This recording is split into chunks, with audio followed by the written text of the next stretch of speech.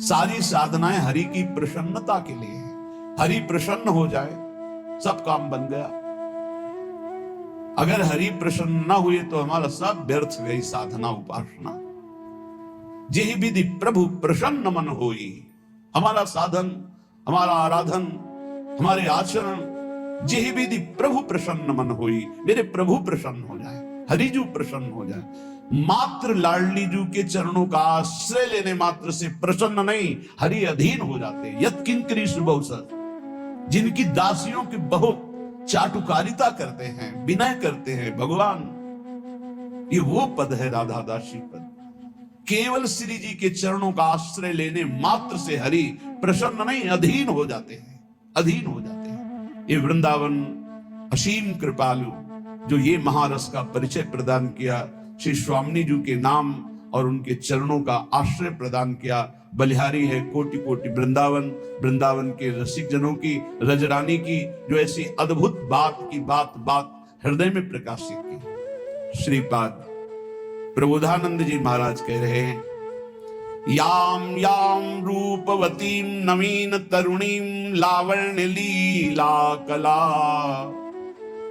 माधुर्ये मुनि मोहिनी मनोरताम भावोत्सव व्यंजिनीम ताम ताम वीक्ष साथुत्करोति परमाम दिव्यामपि स्फूर्तिमान श्री राधा पद किंकरी पद नखो प्रांतोपि यस्यात्मनि।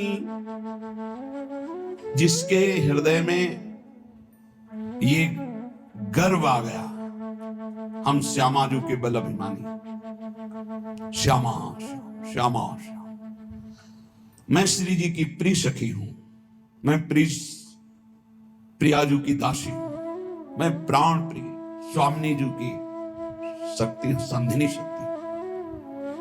अरे छोटी मोटी बात नहीं, राधा चरणारविंद की शरणागति। कह रहे हैं याम याम रूपवतीम नवीन तरुणीम लावण्य लीला कला माधुर्य मुनि मोहिनी मनोरताम भावोत्सव व्यंजनीम। श्रीपाद कह रहे जितनी जितनी त्रिभुवन में सब नवीन तरुणी रूपवती हैं, जो बड़े बड़े अपने लीला लावण्य से मुनियों के मन को मोहित कर ले, वो श्री किशोरी जी के चरणों की शरण आश्रय लेने वाले को जो भाव देह प्राप्त होता है, सखी स्वरूप, वो ऐसा स्वरूप है भाव देह का, उसका जब प्रकाश होता है ऐसा दिव्य होता है कि त्रिभुवन की जितनी भी सुंदरियां हैं, इसमें जो शब्द लिखा ताम ताम वीक्ष साथुत करोति परमाम दिव्याम अपि स्फूर्तिमान, हे हो जाती है। त्रिभुवन की जितनी सुंदरियां सब हे हो जाती है, ऐसा स्वरूप है। आप कहोगे कि लिखने में क्या होता है, लिख दिया किसी ने इसे, एक किसी में नहीं है, ये वो सिद्ध महापुरुष जो देख रहे हैं। आपको एक उदाहरण बताते हैं। एक दिन द्वारिकाधीश प्रभु अश्रु प्रवाह करते हुए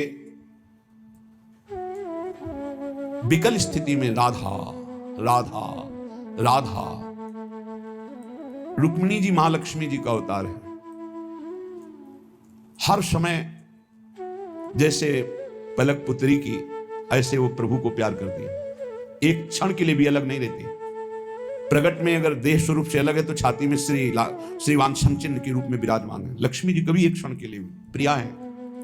उन्होंने देखा तो उनका प्रभु आप स्वतंत्र हो, मेरा कोई आप पर शासन नहीं है, पर आपको रोते देखकर मेरा हृदय विकल हो जाता है। मैं क्या करूं, कैसे आपको रिझाऊं कि आपकी ये विरह वृत्ति मुझे सही नहीं जाती। तो उन्होंने कहा ऐसा है ही, श्री लाडली जी का रूप ही ऐसा है, उनका स्वभाव ऐसा है। तो उनका प्रभु दिव्य शक्तियां सब अवतरित हुई आपकी सेवा के लिए, 16,100, और हम 8 महाशक्तियां हैं, कोई साधारण नहीं। जैसे जाम्बवती जी हैं, ये त्रिपुर सुंदरी भगवती अम्बा का स्वरूप है। भूमि का अवतार सत्यभामा जी, मां लक्ष्मी का अवतार रुक्मिणी, ऐसे सब हम 8 महाशक्तियां हैं और 16,100 दिव्य शक्तियां आपकी सेवा में उपस्थित। इसलिए 16,108, ये कोई नारियां नहीं है, कोई साधारण स्त्रियां नहीं है, ये भगवान की अनंत शक्तियों में से ये दिव्य महत शक्तियां जो भगवान की सेवा में है। क्या प्रभु इनमें से कोई ऐसा नहीं है जो राधा विरह की पूर्ति कर सके? भगवान ने कहा कोई ऐसा नहीं। प्रभु मैं एक बार देखना चाहती हूं कैसी हैं श्री राधा कि हम सब सर्वांग सुंदरी दिव्य शक्तियां आपके विरह का शमन नहीं कर सकती। प्रभु मैं एक बार दर्शन पाना चाहती हूं। प्रभु कहा कि कभी ऐसा श्री जी चाहें, दर्शन देना चाहें, संयोग बनावें तो हो सकता है। हम तो केवल कह सकते हैं कभी ऐसा अवसर आया तो दर्शन कराएंगे। ब्रज लीला के अंतर्गत निकुंज लीला में तो वृंदावन परित्यज्य पादमेकम न गच्छति, प्रिया प्रीतम एक कदम भी वृंदावन से बाहर नहीं जाते। लेकिन ब्रज लीला में ऐसा आया कि सूर्य ग्रहण पड़ा, उस समय कुरुक्षेत्र, ऐसा सब ब्रजवासी परिकर वहां गए। बाबा वृषभानु जी भी, लाडली जी भी अपने परिकर, ये ब्रज लीला के अंतर्गत की बात। उधर से द्वारिका परिकर और हस्तिनापुर से पांडव परिकर, द्रौपदी आदि सब। जब रुक्मिणी जी ने सुना कि वृषभानु बाबा और राधा किशोरी जो पधारी हैं तो बड़ा उल्लास होगा। प्रभु एक बार देखने की इच्छा थी, जिन राधा का स्मरण करके आप रोते हैं वो हैं कैसी, उनका पहले हम दर्शन करके आते हैं फिर आपको। गए प्रभु, लाडली जी से मिले, वो विविध विस्तार पूर्वक प्रसंग है। फिर प्रभु आए और कहा जा सकते हो। रुक्मिणी जी, सत्यभामा जी आदि चलिए। प्रथम द्वार पर गई तो लक्ष्मी कोटि विलक्ष लक्षण रसल लीला किशोरी सतई राराध्यम ब्रजमंडले मधुरम राधाभिधानम परम। श्री जी की दासी जो करोड़ लक्ष्मियों को मूर्छित कर दे। याम याम रूपवतीम नवीन तरुणीम लावण्य लीला कला माधुर्य मुनि मोहिनी मनोरतम भावोत्सव व्यंजनीम। बड़े बड़े मुनियों को मोहित कर ले ऐसी सुंदरियां त्रिभुवन में हैं। वो ताम ताम वीक्ष सा थुत करोती, जिनकी सुंदरता के आगे थुत करोती, वो अक्षरशः सत्य। जी ही देखा प्रधान द्वार पर ये राधा किशोरी सब महालक्ष्मी स्वरूपा श्री रुक्मिणी जी, सत्यभामा जी सब, उनका स्वामी जो अंदर है। उनको लगा ये दासी है उनकी दासी इतनी सुंदरी, लक्ष्मी कोटि विलक्ष लक्षण रसल लीला किशोरी। कैसे कोई वर्णन करे स्वामी जी के प्रतिबिंब स्वरूप सब दासी। अंदर गई तो ठसक में खड़ी है। उन्होंने समझा ये तो राधा किशोरी ही है। प्रणाम मुद्रा में उनका स्वामी जी अंदर। 7 ड्योढ़ी में ऐसे उनको आश्चर्य हुआ। जब अंदर गई तो ऐसा तेजो में पीता अनंत तड़िल लता भाम कि ये दिव्य शक्तियां देख ही नहीं पाई श्री जी को, क्योंकि ये अंशी है श्री किशोरी जी और ये अंश हैं। जब तक अंशी न चाहे तब तक अंश उनको देख नहीं सकता। जैसे हम अंश हैं, हमारे अंशी श्री हरि हैं, है सर्वत्र पर हम नहीं देख पा रहे, और वो कृपा करें, हम आराधना करें, हम पर कृपा करें तो कण कण में वही विराजमान है, कोई अंतर नहीं पड़ेगा। श्री ललिता विशाखादि सहचरियों ने स्वामी जी का चरणामृत उतार कर जब छिड़का, क्यों? चरणामृत में क्या है? सत्प्रेम सिंधु मकरंद रसौग धारा। बिना प्रेम दृष्टि के लाडली जी को ये दिव्य शक्तियां नहीं देख सकती। तो श्री जी के श्री चरणों से प्रेम स्रवित होता रहता है। सत्प्रेम सिंधु मकरंद रसौग धारा, उस प्रेम को जे ही दृष्टि, वो सब रोने लगे, सबके अश्रु चल रहे। फिर जब लौट के आए तो यही कहा कि प्रीतम आप कैसे जीते, कितने कठोर हृदय के हैं कि आप जीते हैं, किशोरी जी से बिलग होकर जीते, क्योंकि अवतार लीला का विषय ऐसे। प्रभु ने कहा उत्तर मिल गया ना। आप कहती थी कि आप क्यों रोते हैं। जैसे उद्धव जी, मैं जाऊंगा ज्ञान समझाऊंगा, जब यहां आए तब सोच रहे यहां से जाते हो कि कितने वज्र हृदय के हैं कि वो इन प्रेमी जनों से बिलग होकर जी रहे हैं। ऐसे प्रेम समुद्र का वितरण करने वाली स्वामिनी जी के चरण दासियों का वैभव है। श्री राधा पद किंकरी पद नखो प्रांतोपि यस्यात्मनो। श्री किशोरी जी की चरण दासियों की नख कांति प्रकाशित हो जाए तो महाआनंद प्रकट हो जाए। वृंदारण्याधीश्वरी पाद पद्म ज्योति सिंधोराद्य रत्तेक वृत्ते व्यक्तम लीला रूप कैशोर काद्य तद्दासी नाम वृंदमीक्षेति दिव्यम।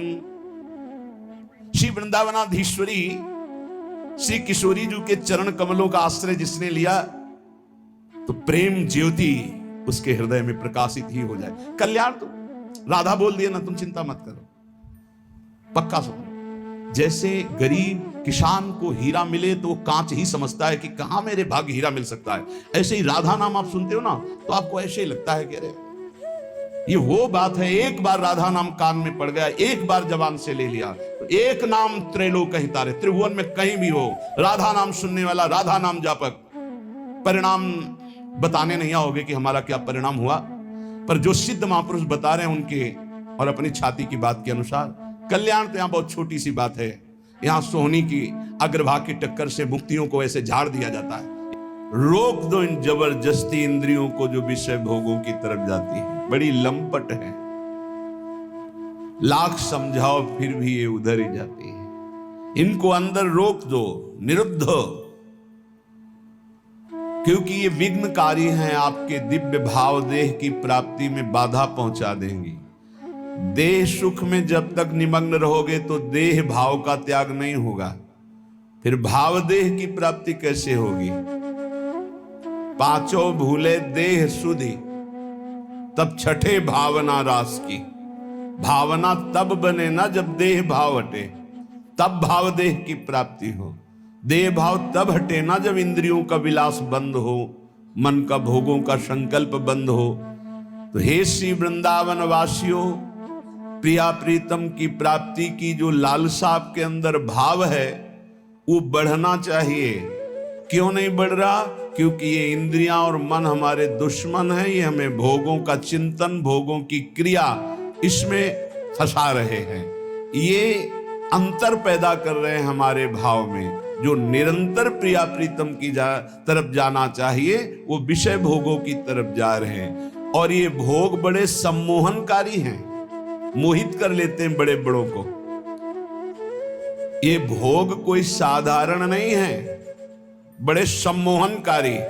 जैसे किसी को वशीकरण कर लिया जाए तो खींचा चलावे, ऐसे इन भोगों में सामर्थ्य रखी गई है माया की। ऐसा भ्रम पैदा कर देते हैं कि नहीं, सुख तो इसी में है। और वो उपासक सुख सिंधु भगवान से विमुख होकर प्रिया प्रीतम का चिंतन छोड़कर विषय चिंतन, जहां विषय चिंतन हुआ मारा गया। ध्यायतो विषयान पुंसा संगास्ते सुपजायते। ध्यान चिंतन होते ही उसके भोगने की इच्छा ही काम प्रबल हो गया। अब तो सब विनाशकारी कार्य शुरू हो जाएंगे। इसलिए श्री वृंदावन वास विघ्न जनका न्यारोध्य खान्यंतरे। हे भाई, ये विघ्नकारी इंद्रियों को अपने अंदर ही कैद कर लो नाम बल से। जितना नाम जप करोगे उतना आप में सामर्थ्य आ जाएगी। इनको रोक लो। भावना तब बने ना जब देह भाव हटे, तब भाव देह की प्राप्ति हो। देह भाव तब हटे ना जब इंद्रियों का विलास बंद हो, मन का भोगों का संकल्प बंद हो। तो हे श्री वृंदावन वासियों, प्रिया प्रीतम की प्राप्ति की जो लालसा आपके अंदर भाव है वो बढ़ना चाहिए।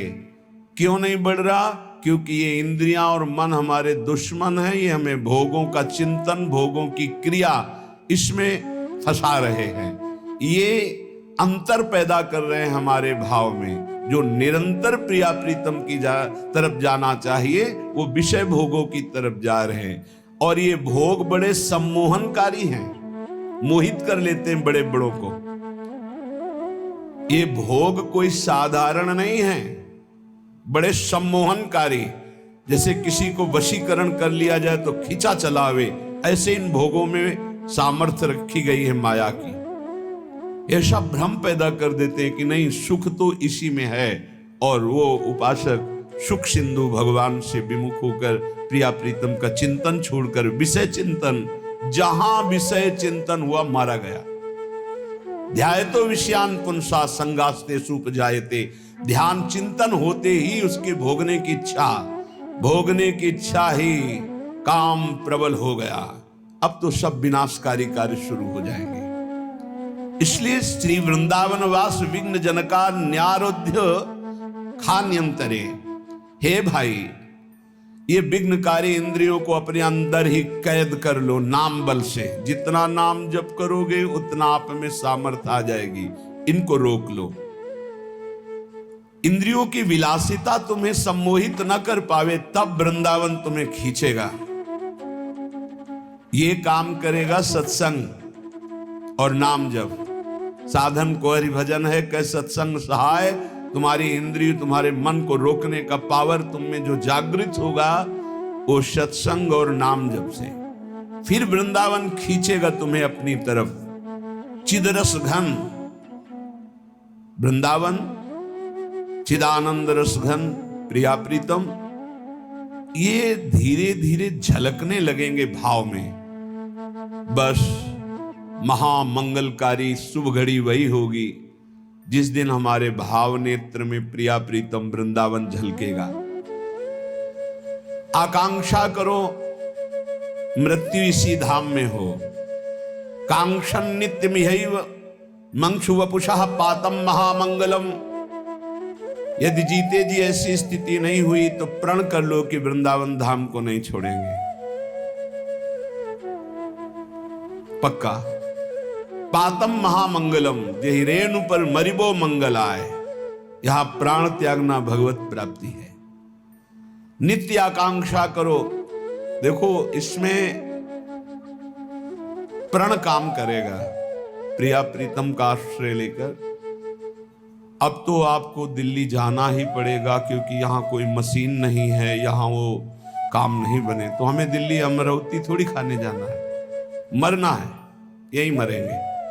अरे बड़ा परेशानी हो, जहाँ परेशानी हम मोल लेने के लिए तैयार है, नहीं जाना। और परेशानी बढ़ाओ प्रिया प्रीतम, और कष्ट दो और दे दो, पर हम आपके धाम को छोड़ने वाले नहीं। ऐसा हट किया जाए, नहीं मरूंगा। मरना ही तो अंतिम है। तो बचा लेगा क्या कोई डॉक्टर, कोई औषधि बचा लेगी? और जिस दिन तक नहीं मरना है सब बंद कर दो, उतनी दिन तक जीवित रहेंगे पक्का। ये केवल भ्रम बना रहता है कि हमको अमुक मशीन जिला रही, अमुक दवाई जिला रही। नहीं नहीं, जितने दिन जीना है। हमें जब हम बहुत उदास थे तो एक संत भगवान अव्यक्त रूप से वो फिर नहीं दिखे, बहुत गौर वर्ण कृष्ण शरीर, श्वेत वस्त्र धारण किए, तो एक ऐसे ग्रंथ लिए खड़े थे। ऐसे जब हुआ, पात्र मार्जन कर रहे थे अचल विहार में टोटी के नीचे, वैसे हुआ तो सामने सहम गए देखकर। इतना आनंद स्वरूप उनका। वह संत होकर क्यों चिंता करते हो? महाराज आपको पता नहीं, बहुत कष्ट है, दोनों किडनी फेल हो चुकी हैं। ये बहुत काफी समय पहले की बात है। तो क्या हुआ? डॉक्टर ने कहा है कि आप 2-2.5 वर्ष या बहुत अधिक 5 वर्ष इसमें मर जाओगे। तो क्या हुआ? साधु को मरने से भय लगता है? नहीं, बस ये है कि जिस कार्य के लिए हमको वृंदावन भेजा गया वो कार्य नहीं हुआ। अपना हृदय जानता है ना वो बात। चिंता मत कर, 80 साल जिएगा तू। तो काहे को आप ऐसा कहते हो? डॉक्टरों ने ऐसा कहा है। मस्त रहो। वो गए, भारी व्याकुलता पैदा हो गई, भारी व्याकुलता। शायद ये जो पीड़ा निकली थी कि जो काम नहीं हुआ, शायद उसी को पूर्ण करने का इशारा देने आए थे। बस 4 बजे शाम के ही हिसाब किताब बराबर श्रीहीन कर दिया। और उस दिन से एकदम मस्त, कोई फिक्र नहीं। श्रीधाम वृंदावन महामंगलकारी है। यहां प्राणों को न्यौछावर कर दे, सब आनंद हो जाता है। डरो मत, श्री जी को जो करना वही करना। और ऐसी निष्ठा की दवाई लाके दी गई, फेंक दिया दवाई, नाली में फेंक दिया, नहीं खाई। सदगुरुदेव भगवान सर्वांतर्यामी, उनका क्यों दवा क्यों नहीं खाते? सेवा में जाते। तो महाराज जी हमारी आस्था दवा पे नहीं है। तो प्रभु रोग रूप में आए हैं, औषधि रूप में पूजा करना है कि यहाँ आस्था का विषय है। जैसे आप आज्ञा करें, नहीं पाओ ना दवा। भगवान जब रोग रूप में आए तो औषधि रूप से पूजा करो। बस चल रहे हैं ना, लगभग 18 वर्ष 20 वर्ष हो गए। क्या चिंता? हाहाकार मचा था, यहाँ चलो वहां चलो, यहाँ के डॉक्टर वहां नहीं, सब डॉक्टरों की डॉक्टर हमारी वैद्य स्वामिनी जो है, उनको जब तक चलाना है तब तक न जाने कैसे चलाती